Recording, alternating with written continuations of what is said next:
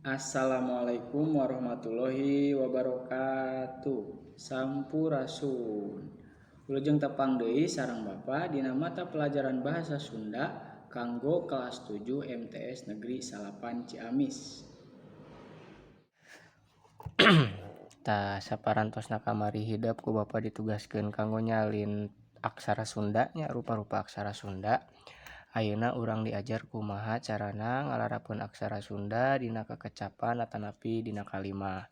Aksara Sunda teh aya 4 nya. Aya ngalageuna nu ieu teh teras teh aya aksara sora nya. Aya aksara angka ieu nya 1 dugi ka 0 nya 1 2 3 4 5 6 7 8 9 0. Teras teh aya rarangken teh aya 3 rupa, aya rarangken handap, aya rarangken luhur, aya rarangken oge sajajar. Tah ieu rarangken dina aksara Sunda. Ayeuna urang ngalarapkeun aksara Sunda dina hiji kalimat. Di dieu Bapa tos nyiapkeun nya kalimat dina bahasa Sunda. Di dieu teh aya kalimat Mamah Dedeh nuju ceramahnya. Tiasa ditingali nya. Mamah Dedeh nuju ceramah. Kumaha lamun disalin kana aksara Sunda. Tah kanggo diajar mah Bapa di dieu tos nyiapkeun 2 spidol. Spidol anu biru kanggo nulis aksara dasarna, spidol anu beureum kanggo nulis rarangken nu digunakeun. Ayeuna urang tulis heula aksara dasar tina kecap mama berarti ngagunakeun aksara dasar naon? Ngagunakeun aksara dasar mama. Tulis di dieu aksara dasar mama. Mama. Tah ieu tos janten kecap mama. Sangkan janten kecap mama berarti ngagunakeun rarangken naon? Anu ngarobah atanapi nambihan sora h atanapi e. Ngagunakeun rarangken pangwisad di dieu. Tah ieu. Tos janten kecap mama. Ayeuna nincak kana kecap nu kadua. Tingali nya paratoskeun. Kecap dedeh nya. Berarti ngagunakeun aksara da di dieu teh nya. Da sareng da nya kumargi sami. Tah sangkan janten kecap dedeh berarti ngagunakeun rarangken naon cik? Ngagunakeun paneleng. Paneleng teh disimpenna di dieu siga kieu tah. Ieu paneleng ditambihan pangwisad sami siga nu kahiji. Janten tos jadi kecap dedeh nincak kana kecap nu katilu nyaeta nuju. Nuju. NUJU. Berarti nya ngagunakeun aksara na sareng ja. Urang tulis heula aksara na heula. Na.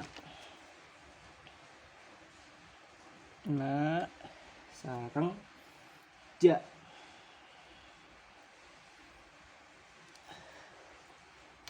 Sareng ja di dieu.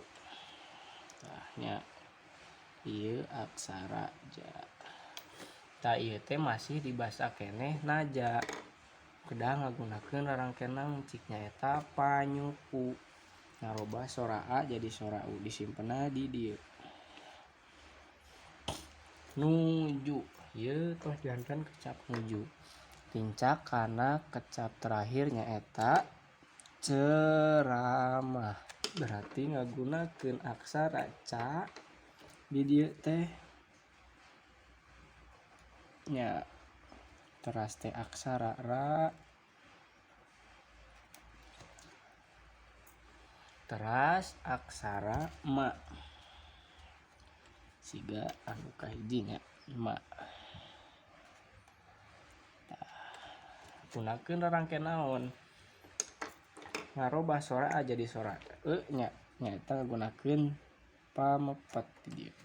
Teras teh ngagunakeun pangwisad.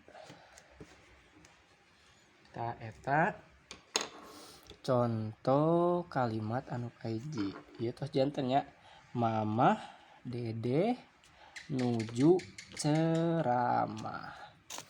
Di dieu aya contoh anu kalimat kadua. Tiasa dibaca ku sadayana di dieu aya kecap tenapi kalimat ulin ka Tasikmalaya.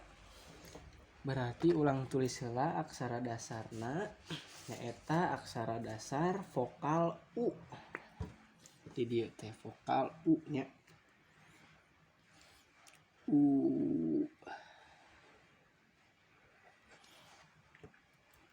Teras teh aksara ra nya. Aksara la punten, aksara la tulis di dieu. Ya, aksara la. Teras teh aksara na. Ieu masih keneh dibaca ulana.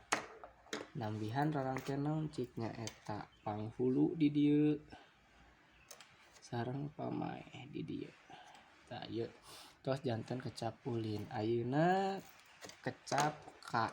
Berarti kantun tulis we di dieu nya. Nyaeta aksara ka.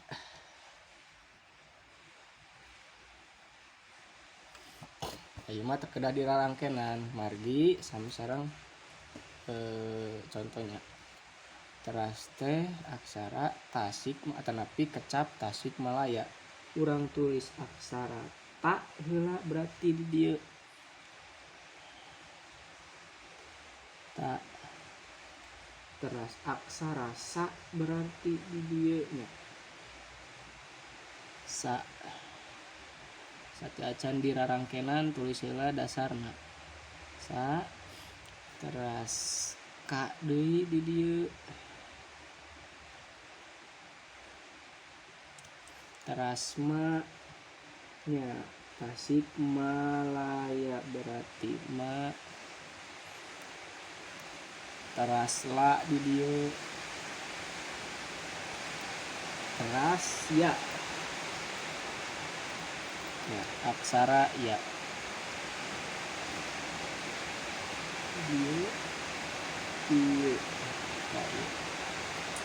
Terus janten kecap atanapi nembe kecap Tasakmalaya. Berarti dina huruf ta atanapi dina aksara ka nganggo pamaeh.